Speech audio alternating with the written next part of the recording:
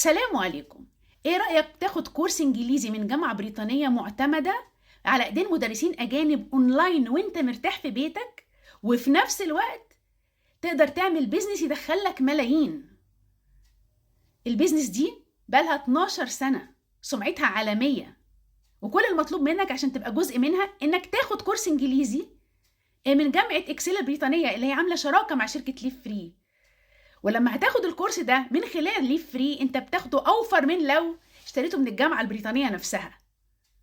يبقى بالتالي انت مستفيد كورس انجليزي على اعلى مستوى، وفي نفس الوقت بتبدأ بيزنس. وهنا ما يهمني اوضح يا جماعة الفرق بين البيزنس والوظيفة. اللي بيشتغل وظيفة بيروح يشتغل عند حد عنده بيزنس وبيقبض اجر ثابت.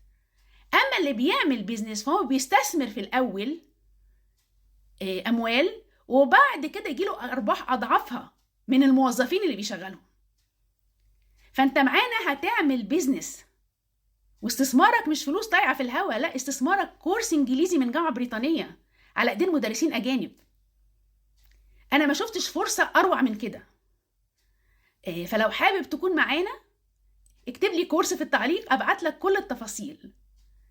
معانا هتقدر توصل للحريه الماليه اللي تستحقها، وكل المطلوب انك هتحضر عرض مدته 30 دقيقه بتشرح فيه كل التفاصيل. اشكركم.